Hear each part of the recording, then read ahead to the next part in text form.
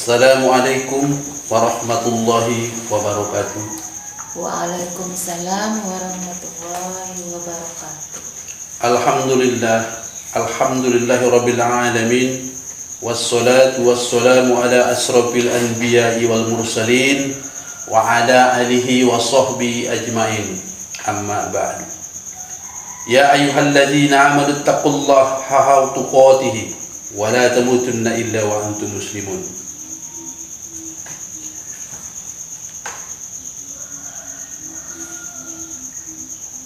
Hai orang-orang yang beriman, bertakwalah kalian kepada Allah dengan takwa yang sebenarnya, dan janganlah kalian mati kecuali dalam keadaan muslim.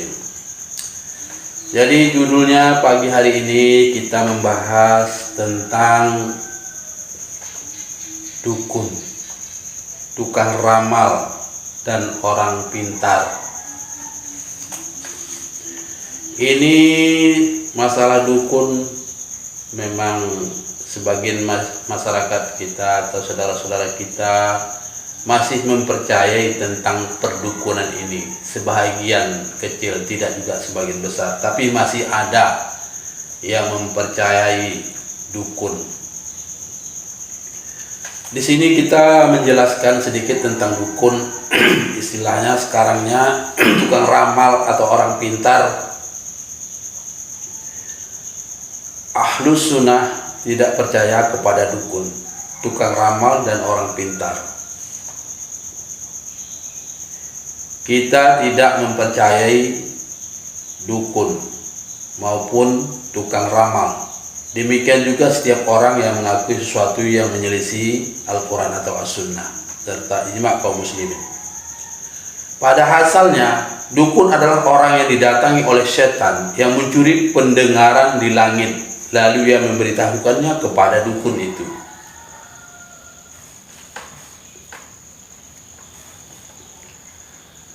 Allah Subhanahu wa ta'ala berfirman, apakah akan aku beritakan kepadamu kepada siapa setan-setan itu turun? Mereka turun kepada tiap-tiap pendusta lagi yang banyak dosa. Mereka menghadapkan pendengaran kepada setan itu, dan kebanyakan mereka adalah orang-orang pendusta. Al-Quran surat Asy-Syura 221-223. Kahin adalah orang yang mengambil informasi dari setan yang mencuri pendengaran dari langit, atau dapat dikatakan bahwa dukun adalah orang yang memberitahukan tentang perkara-perkara yang gaib yang akan terjadi di masa yang akan datang, atau yang memberitahukan tentang perkara-perkara yang tersimpan dalam hati seseorang sebelum bi'tsah Nabi SAW diutus. Dukun-dukun tersebut berjumlah sangat banyak, tetapi setelah bi'tsah jumlah mereka berkurang sedikit karena Allah menjaga langit, dan dengan adanya bintang-bintang, kebanyakan yang terjadi pada umat ini adalah apa yang dikabarkan oleh jin kepada antek-anteknya dari golongan manusia tentang berita gaib yang terjadi di bumi. Maka orang bodoh mengira bahwasanya itu adalah kasib, penyikapan sesuatu yang gaib dan karamah. Sungguh telah banyak orang yang tertipu dengan hal itu. Mereka menganggap orang yang menyampaikan kabar dan jin itu adalah wali Allah, padahal sebenarnya ia adalah wali syaitan. Inilah asal muasal terjadinya itu di sebelum Rasulullah diutus itu memang kayak gitu. Setan-setan itu mencuri berita dari langit, lalu disampailah kepada dukun-dukun. Setelah itu Rasulullah menjadi Rasul itu tidak bisa lagi karena sudah dijaga oleh bintang-bintang, dan setan-setan tidak bisa lagi naik ke langit. Itulah mengenai dukun, tukang ramal atau orang pintar. Sebagian saudara-saudara kita masih mempercayai tentang hal-hal gaib ini. Seperti ya masih ada yang mempercayai kalau ada orang sakit katanya baru pulang tah dari hutan ke atau dari mana ke, dari tempat sana. Nah, mereka langsung mendatangi dukun itu. Jadi dukun itu membuat suatu berita bohong bahwa dia mengatakan ini kamu terkena di situ katanya, di persimpangan jalan lah, atau dikena di tadi mana-mana lah, orang halus lah, apalah kata dia seperti itu. Nah ini kalau kita memang muslim, ini tidak ada ajaran kita seperti itu. Mengenai perdukunan ini kita termasuk ya syirik gitu kan, ada sekutu bagi Allah. Mengenai ini kan banyak ini terjadi ini kalangan kita, kalau ada sakit berobat langsung mendatangi dukun. Jadi mengenai dukun ini orang masih gitulah, ada dia bilang ya katanya orang pintar bisa mengobati. Ini menjerumuskan akidah kita kepada kesyirikan. Sementara Rasulullah mengatakan di hadis riwayat Muslim itu, barang siapa mendatangi peramal atau dukun lalu menanyakan kepadanya tentang sesuatu, maka tidak diterima sholatnya selama 40 hari. Inilah konsekuensi barang siapa yang mendatangi dukun. Konsekuensinya itu 40 hari ibadahnya. Kalau mendatanginya, apalagi mempercayainya, syirik. Inilah konsekuensinya. Jadi ini banyak terjadi di saudara-saudara kita yang masih mempercayai ini. Nah, seperti nanti dia mengasih tumbal lah, seperti meletakkan sesajen atau melepaskan ayam lah, ayam 3 warna lah. Ini masih banyak terjadi di saudara-saudara kita yang masih percaya hal-hal seperti ini. Nah, ini dari mana ini dia dapat ini seperti ini? Memang betul kadang-kadang terjadi, dia datangi dukun itu, lalu dia berobat katanya dia sembuh. Berapa lama kemudian sakit lagi, datangi lagi dukun itu, sembuh lagi. Ini yang bakal terjadi, sehingga dia terus menerus dalam kesyirikan. Memang akidah dia mengakui Allah itu Allah yang disembah, tapi dia mensekutukan yang dilarang oleh Allah, dia melakukan yang dilarang oleh Allah.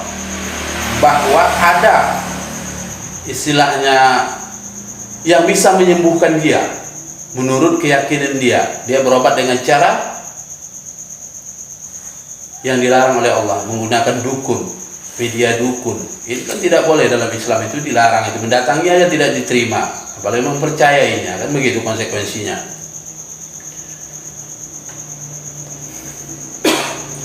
Di sini diancam barang siapa yang mendatangi peramal atau dukun lalu dia membenarkannya, maka ia berarti telah kufur pada Al-Quran yang telah diturunkan pada Muhammad SAW. Hadis riwayat Tirmizi. Nah, ini ancamannya, kufur kalau mempercayainya. Jadi sekarang ini memang ya masih sebagian lah saudara-saudara kita masih mempercayainya. Kadang-kadang meletakkan jimat kepada ya badan gitu kan, ada letak susu lah biar nampak cantik atau nampak lebih ganteng gitu kan. Nah ini kebanyakan masyarakat kita masih mempercayai hal-hal seperti ini, hal-hal mistik. Sebenarnya itu dalam Islam tidak diperbolehkan, kita hanya bertawakal kepada Allah. Tiada sesuatu pun yang terjadi kecuali Allah, kehendak Allah itu semua. Jadi inilah orang masih ada menganggap bahwa ada kekuatan lain gitu. Jadi nauzubillah. Jadi kalau gini Bang, kalau adalah orang pintar tapi dia dukun lah ya kan ceritanya. Kan sekarang banyak disebut orang pintar, paranormal. Orang dia tuh ngobatinnya menggunakan ayat-ayat Quran. Tapi medianya itu ya pakai biasa, pakai bunga, tabungan. Itu nanti kadang diminumkan orang yang datang itu gimana itu? Kalau cuma istilahnya minta didoakan, ya dengan sesuai dengan hadis. Memang ada itu cara Rasulullah itu, ada hadis seperti itu. Memang ada Rasulullah lewat di suatu perkampungan, ada orang sakit, ya kan? Lalu tiba-tiba ada sahabat mengasih minum dengan didoakan air minum itu, lalu sembuh. Nah, lalu sahabat bertanya, Rasulullah bertanya, apa yang kau baca? Aku baca Fatihah, jadi. Senyum Rasulullah. Nah, ayat itu boleh dibacakan, tapi tidak boleh menggunakan media dengan cara-cara yang lain. Kalau memang cuma menggunakan ayat, di kadang-kadang enggak. Ada orang bercampur baur antara batil. Di situ ada istilahnya hak dan batil gitu, bercampur. Jadi enggak boleh. Kadang-kadang kan syirik ini kan orang kan meletakkan bukan caranya seperti itu kan. Meletakkan sesajen atau kena katanya di persimpangan jalan lah, ditaruh situ bunga-bunga, ini kan udah menyelisihi kan gitu kan. Yang ada hadisnya cuma seperti itu. Iya, terakhir kadang jadinya seujung sama orang ya kan. Katanya sakit kau dibuat si anu. Berarti terakhir buat tangkal, tahap ditanam di rumah, dibuat tali pinggang, di pinggangnya sampai berlapis-lapis kain diikat di pinggang. Ya itulah manusia ini sekarang. Ya saudara-saudara, kita masih meyakini hal ini, bahwa dia kena sakit katanya orang yang menggunakan dia. Ini udah keluar dari konteks kita sebagai seorang muslim. Kita sihir memang ada, tapi kita nggak boleh harus istilah ketakutan dalam hal itu. Kita orang muslim percaya kepada Allah, tidak akan terjadi sesuatu tanpa izin Allah. Ini kan dia seperti itu. Kalau akidah kita kan begitu. Apa yang dilarang oleh Allah itu jangan diyakini, kan begitu. Ya, kadang-kadang persoalannya kan begini. Ini kadang keyakinan orang untuk kepada Allah ini sangat tipis gitu. Dia memang tahu Allah itu ada, Allah itu memberi rezeki, tapi dalam hal penyimpangan dalam pengobatan kadang orang ini menyimpang juga. Katanya ini kan hanya ikhtiar, sementara Allah yang menyembuhkan. Tapi ikhtiar itu melanggar ketentuan syariah. Ini kenanya ini, dia nggak paham itu. Nah, kesembuhan itu memang milik Allah, jadi kan dia bilang begitu memang. Tapi konsep perlakuan dia itu yang menyimpang. Ini akan terus berkelanjutan seperti itu. Bagaimana Nabi itu mengatakan mengenai dukun ini memang sudah terjadi di zaman dulu itu kan, dukun ini. Sebenarnya kuncinya, kalau kita mempercayai dukun ini akan terus diganggu oleh jin dan setan, ini akan diganggu. Ini hari kita datangi dukun, sakit ya, kita akan sembuh. 3 bulan, 4 bulan, 5 bulan kemudian sakit lagi, kita datangi dukun, itu akan terus begitu. Sementara yang sebenarnya itu Nabi mengatakan, kalau kita tidak mempercayai dukun, malaikat ini menjaga badan kita, yaitu malaikat hafazah. Tapi bila mana kita mempercayai dukun, lalu kita datangi dukun, kita percaya, itu malaikat dah nggak mau menjaga badan kita, sehingga jin atau setan mudah mengganggu kita. Malaikat hafazah itulah yang menjaga badan kita sebenarnya. Kalau akidah kita kuat bahwa kita penyakit itu hanya Allah. Dalam sebuah hadis dikatakan Allah menurunkan penyakit dan menurunkan obatnya, kecuali penyakit tua atau tua bangka. Penyakit tua itu nggak bisa diobati memang, atau kematian, dalam hadis riwayat lain atau kematian. Jadi itu. Jadi ini masih banyak lagi orang yang kadang-kadang mengikatkan benang tak apalah kepada anaknya, ada gunting lah, kalau hamil kadang-kadang gunting dibeli ditaruh disumpit tangkal, tak apa-apalah itu ya. Ini keyakinan yang memang ya tidak ada di dalam Islam sebenarnya seperti itu. Jadi kalau ada orang ini bang, dia datengin dukun, dia sakit, misalnya sakit, dia datengin dukun, tapi pulang dari tempat dukun tuh pas waktunya aja dia sholat, itu cuma itu kan itu bertentangan ya. Ya itu tadi, sholatnya nggak ada guna, 40 hari tidak diterima sholatnya, nggak ada guna sholat dia 40 hari. Jadi untuk apa kita melakukan sesuatu gitu kan? Nah, memang itu yang terjadi di saudara-saudara kita. Dia percaya kepada Allah, bukan nggak percaya. Cuman tata cara dia itu menyimpang dari syariat, apa yang digariskan oleh Allah dan Rasulnya, itu selalu yang dilakukan.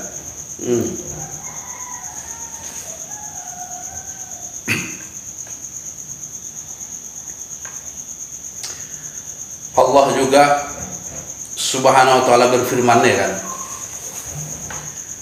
pada hari Allah menghimpunkan mereka semuanya, dan Allah berfirman, hai golongan jin dan syaitan, sesungguhnya kamu telah banyak menyesatkan manusia.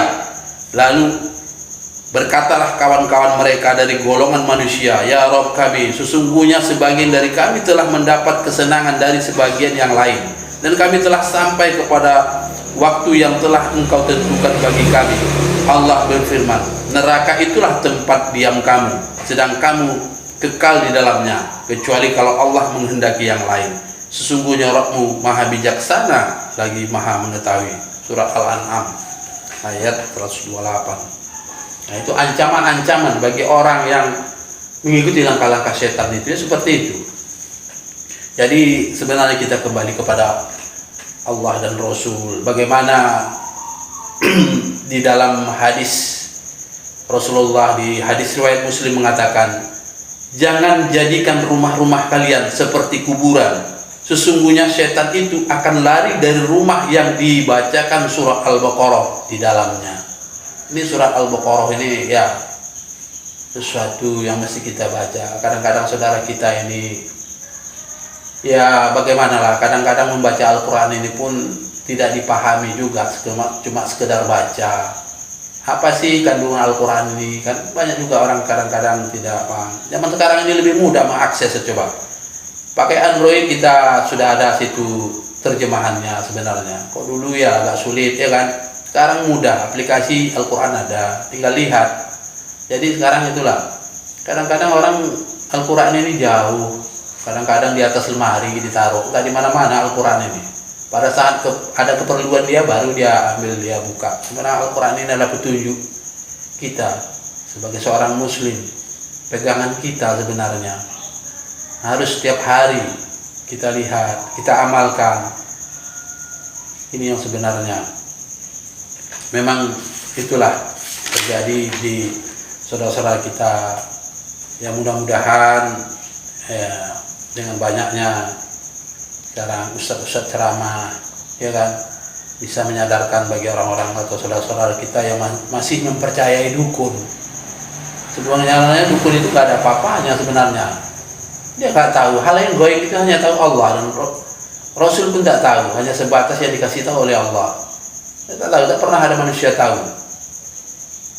hal-hal gaib ini, kematian apa, nggak ada yang tahu, nggak pernah dibagi tahu oleh Allah itu tentang itu hal-hal gaib itu.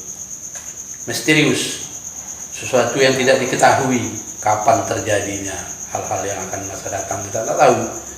Allahu a'lam bishawab. Jadi ceramah singkat subuh kita tentang perdukunan, ya cukup sekian dulu. Ya mudah-mudahan di kesempatan yang lain ya kita akan bahas lagi. Ya mudah-mudahan ya yang sedikit ini bermanfaat. Semoga bisa kita aplikasikan dalam kehidupan kita agar kita jangan mempercayai dukun. Jadi cukup sekian dulu. Besok lain waktu kita sambung. Assalamualaikum warahmatullahi wabarakatuh. Waalaikumsalam warahmatullahi wabarakatuh. Subhanakallahumma wa bihamdika asyhadu an la ilaha illa anta astaghfiruka wa atubu ilaik.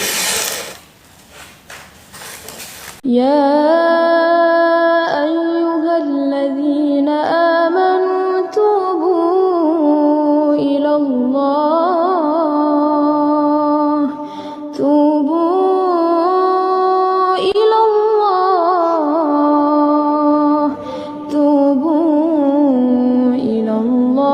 توبة نصوحا عسى ربكم أن يكفر عنكم سيئاتكم